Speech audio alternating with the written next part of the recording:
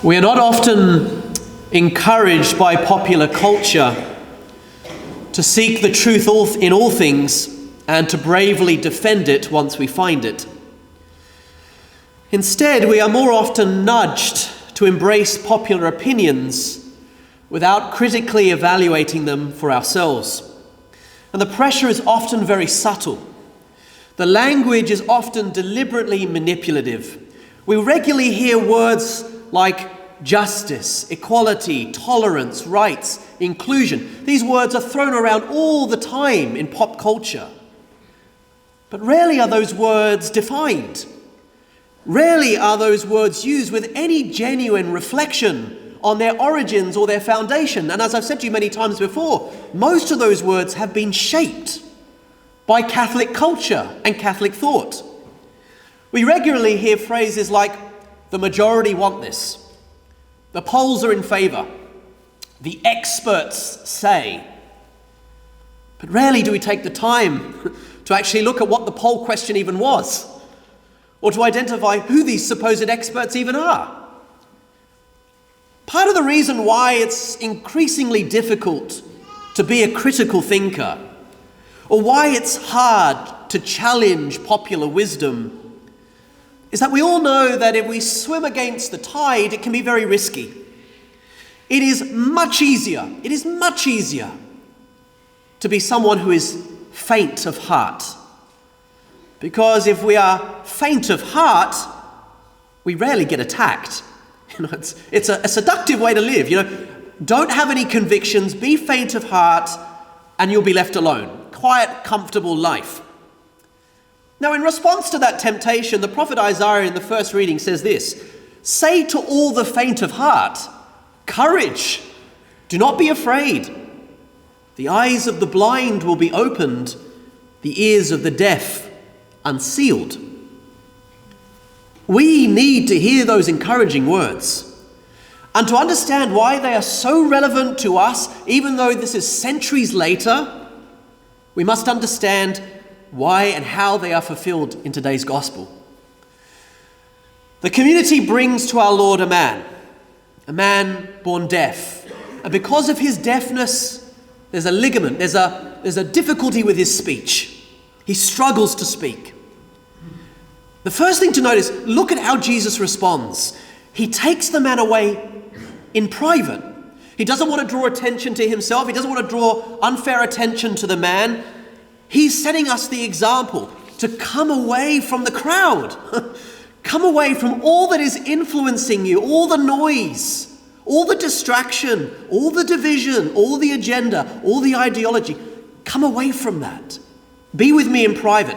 Now that's the context where things change. It's a personal, individual encounter with our Lord. That is the most transformative encounter. And in a very sacramental way, our Lord touches him, puts his fingers into his ears, and he speaks a word. He says, Ephata, the Aramaic for be open, be open. And we know from the gospel that his ears are open. He begins to hear clearly, and because he hears the truth clearly, his speech is perfected. He now speaks with integrity.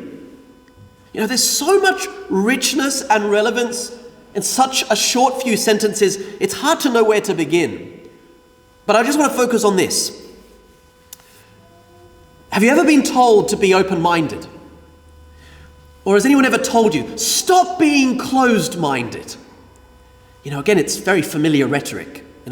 Rhetoric often used to pressure us or pressure people into being faint of heart. Don't have any convictions, be open-minded.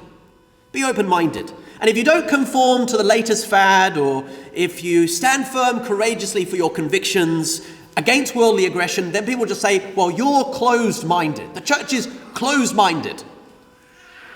Now, following our Lord's example, I want to suggest that kind of accusation is not only inconsistent intellectually, which it very much is, but when it comes to Catholics, it has to be egregiously false. Being Catholic is never about being closed-minded. Being Catholic is all about learning to be convicted in and by the truth. Catholicism has an all-embracing, all-encompassing attitude to the truth. Wherever we see movements to the truth, whether it be in an atheist or a Protestant or wherever in the culture, we will jump on it. We will move towards it. And we bring Christ's, our theology, to bear upon it. That's always the way the Catholic genius has operated. It's never about forming Catholic safe spaces. Let me illustrate the difference. First, when someone says to you, be open-minded, ask them, what do you mean? The literary genius G.K. Chesterton, convert to the faith as well, he once said this. He said, do not be so open-minded that your brains fall out. In other words, don't be so open-minded that you don't even think for yourself anymore. Use your brain. Don't lose your intellect. Don't lose your capacity for critical thought. And he goes on, he says, merely have an open mind, but that's nothing. The reason, he says, we have an open mind is the same reason we open our mouths. We hope one day to shut it again on something solid, in the way we close our mouth on nutritious food. So we open our minds in order to close down on the truth. Why would we open up again if we've arrived at the truth? Now, Catholicism is the religion of faith and reason, of science and religion. We are not the religion of blind faith. And we are certainly not the religion of falling brains. If we only take a moment to look at what the Catholic Church has contributed in history, when faith and reason come together, nothing compares in terms of the aesthetics, the literary genius, the music, the scientific developments, the culture, our legal system, everything. Everything that's good in our society, in some way or another, comes back to the influence of our faith. When faith and reason come together, genius happens.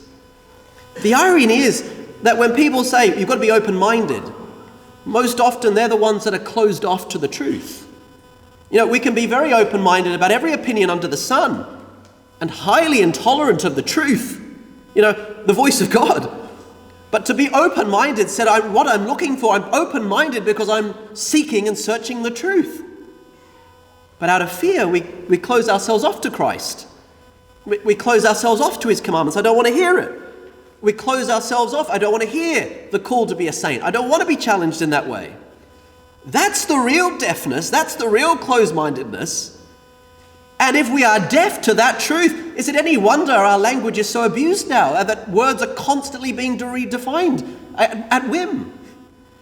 So in that kind of climate, I think we need to carefully consider, how do we respond as Catholics? How do we respond in such a way that we're going to draw souls back to the faith? And I think there's three things that need to happen. Number one, like the man in the gospel, every one of us here needs to have a personal encounter with Jesus Christ. We have to come away from the crowd, come away from the noise, come away from the distraction, and allow him to really open our ears so that we can speak clearly. And the best way we do that is in the sacrament of confession.